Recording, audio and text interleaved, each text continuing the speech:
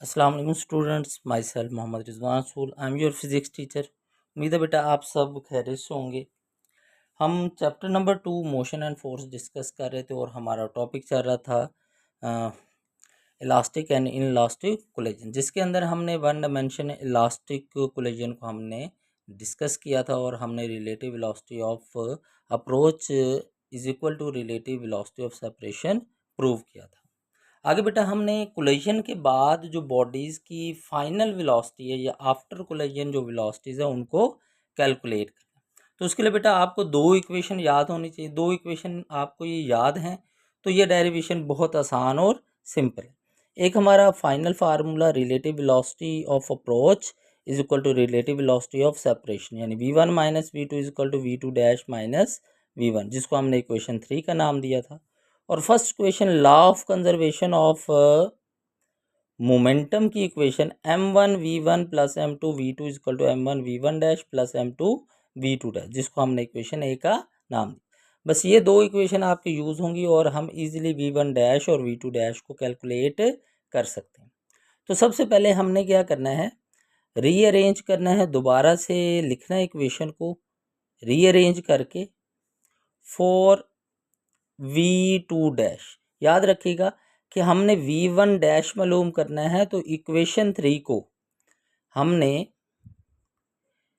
Rearrange करना है किसके लिए, v2 डैश के लिए, यानी 1 मालूम करना है तो उसके लिए v2 डैश को रीअरेंज करना पड़ेगा।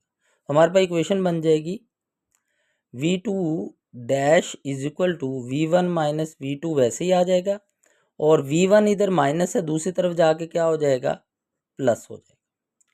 ठीक है, तो ये हमारे पास क्या आ जाएगी, इक्वेशन आ जाएगी v2 डैश की। इसको आप इक्वेशन 5 का क्या दे दें, नाम दे दें।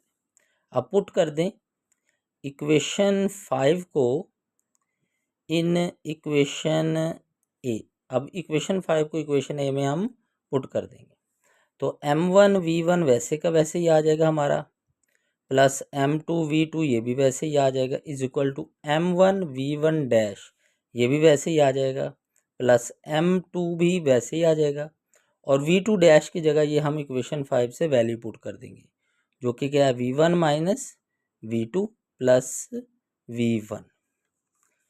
बस यही एक स्टेप है, उसके बाद हमने सिर्फ सिंप्लीफाई करना है, हमारी इक्वेशन फाइनल वेलोसिटी आ जाएगी m1 बॉडी की।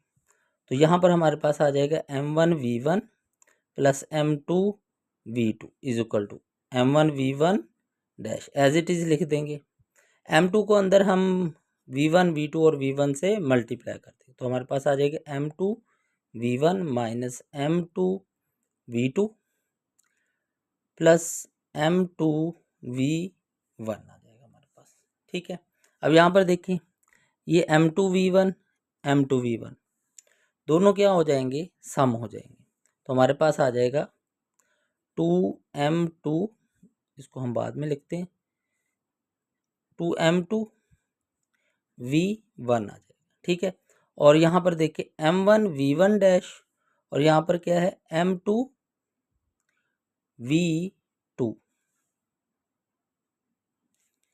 ठीक है, ओ सॉरी, यहाँ पर हमने मिस्टेक की है, ये देखें हमने यहाँ लिखना था v1 डैश। ठीक है, तो ये v1 डैश है, तो m2v1 डैश। अब यहाँ पर हमारे पास m1v1 डैश है और ये क्या m2v1 डैश है, इसको हम इक्वेशन के इसी तरफ रहने देंगे, m1v1 dash plus m2v1 dash. हम ये दोनों टर्म जो हैं वो हमारी m1v1 डैश और m2v1 डैश, इसको हम यहाँ एक साइड पर रहने देंगे और बाकी टर्म्स को हम दूसरी तरफ ले जाएंगे। तो m1v1 हमारा वैसे ही आ जाएगा, प्लस m2v2 भी आ जाएगा, और ये m2v1 दूसरी साइड पे जाके माइनस हो जाएगा m2v1, और इसी तरह m2v2 माइनस उधर जाके प्लस हो जाएगा m2v2। ठीक है, यानी कि ये m1 ये सर्कल वाली दोनों टर्म्स हमारी उसी साइड पर रहेंगी बराबर के, जबकि ये बगैर सर्कल वाली दो टर्म्स हैं उनको हम बराबर के दूसरी तरफ ले गए और उनके साइन चेंज कर दिए। अब यहाँ पर हमारे पास m2 है और v2 है, दोनों सेम टर्म्स है तो सम हो जाएंगी 2m2 V2 आ जाएगा। और यहाँ पर देखें M1V1 M2V1 इन दोनों के अंदर V1 कॉमन है, तो यहाँ पर हमारे पास आ जाएगा V1 कॉमन आ जाएगा M1 माइनस M2 आ जाएगा। ठीक है, इज इक्वल टू M1, यहाँ पर भी कॉमन ले लें तो V1 dash M1 plus M2 और V1 डैश हमारा कॉमन आ। अब V1 डैश को हम इधर रहने देंगे और M1 प्लस M2 को दूसरी तरफ ले जाएंगे और दोनों टर्म से डिवाइड कर देंगे, तो हमारी इक्वेशन बन जाएगी M1 minus M2 divided by M1 plus M2 V1 plus 2M2 divided by M1 plus M2 और V2। तो ये आपके पास आ जाएगी कोलिजन के बाद M1 बॉडी की फाइनल वेलोसिटी कैलकुलेट करने का फार्मूला, और इस इक्वेशन से हम V1 डैश को कैलकुलेट कर सकते हैं। बिल्कुल इसी तरह हम V2 डैश निकालेंगे, उसके लिए भी वही सेम इक्वेशन यूज करेंगे, लेकिन अब रीअरेंज करेंगे इक्वेशन 3 फॉर V1 डैश। वहां पर हमने V1 डैश निकालना तो V2 डैश को के लिहाज से रीअरेंज किया, यहाँ पर हमने V2 डैश निकालना है तो V1 डैश के लिहाज से रीअरेंज करेंगे।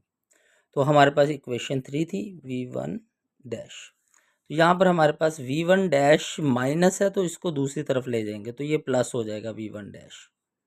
ठीक है, तो V1 डैश हमारे पास यहाँ पर क्या था माइनस, इसको दूसरी तरफ ले जाएंगे ये क्या हो जाएगा प्लस हो जाएगा, और V2 डैश को हम वहीं पर रहने देंगे और ये V1 माइनस V2 को इक्वेशन के दूसरी तरफ ले जाएंगे तो माइनस V1 हो जाएगा और माइनस V2 उधर जाके प्लस V2, इसको आपने इक्वेशन 6 का नाम दे देना। ठीक है, बस इसको रीअरेंज ध्यान से आपने करना है, V1 minus V2 is equal to V2 dash minus V1। इस इक्वेशन को आपने अच्छे तरीके से रीअरेंज करना सीख लेना है। यहाँ एक भी चीज़ की मिस्टेक हुई तो आप इक्वेशन ड्राइव नहीं कर सकेंगे सही। ठीक है, तो इसको रीअरेंज करते हुए खास ख्याल रखना है, और स्पेशली V2 डैश के लिए जब करना है।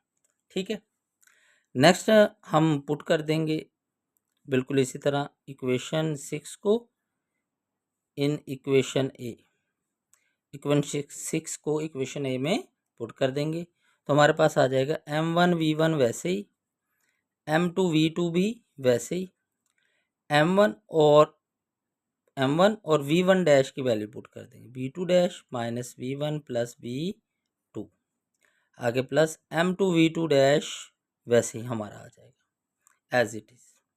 क्लियर है यहाँ तक? अब सिंपली हमने इसको सिंप्लीफाई करना और अपना फार्मूला बना लेना।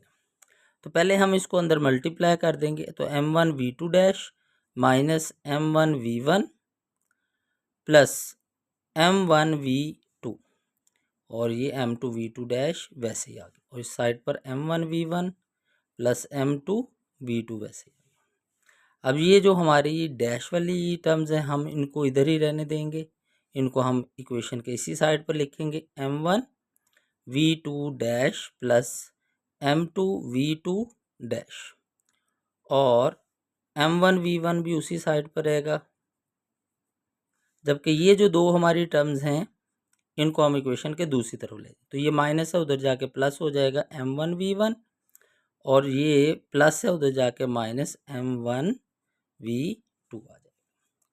ठीक है, अब यहाँ देखिए M1V1 ये दोनों सेम टर्म्स है, प्लस हो जाएंगे 2M1V1 आ जाएगा, आगे प्लस M2V2 M1V2 कॉमन है तो V2 कॉमन ले लेंगे तो M2 माइनस M1 और V2 क्या आ जाएगा कॉमन, और इक्वेशन के दूसरी तरफ हमारे पास M1 प्लस M2 आ जाएगा और कॉमन ले लेंगे हम V2 डैश, तो V2 डैश को हम अब यहीं रहने देंगे और M1 प्लस M2 को इक्वेशन की दूसरी तरफ लेके जाएंगे, यहाँ मल्टीप्लाई हो रहा है तो उधर जाके दोनों टर्म से डिवाइड हो जाएगा, तो हमारा फार्मूला बन जाएगा 2M1 divided by M1 plus M2 V1 plus M2 minus M1 divided by M1 plus M2 V2। तो ये हमारे पास है सेकंड बॉडी की आफ्टर कोलिजन फाइनल वेलोसिटी को कैलकुलेट करने का फार्मूला। ठीक है, तो ये इक्वेशन आप इसको बी का नाम दे दें, इसको इक्वेशन सी का नाम दे दें, क्योंकि आगे केसेस के अंदर यही दो इक्वेशन यूज़ होनी है। ये इक्वेशन आपको ज़बानी याद होनी चाहिए, क्योंकि केसेस जो है वो शॉर्ट क्वेश्चन में आते हैं, वहाँ पर वो आपको इक्वेशन नहीं बताते। तो वहाँ पर आपको इक्वेशन याद होगी तो वो आप केसेस जो है वो सॉल्व कर सकते हैं, अदरवाइज़ वो आप सॉल्व नहीं कर सकते। नेक्स्ट वीडियो के अंदर हम इसके केसेस को डिस्कस करेंगे। Thank you. नेक्स्ट वीडियो में हम दोबारा आपके सामने हाजिर होंगे। अल्लाह हाफिज़।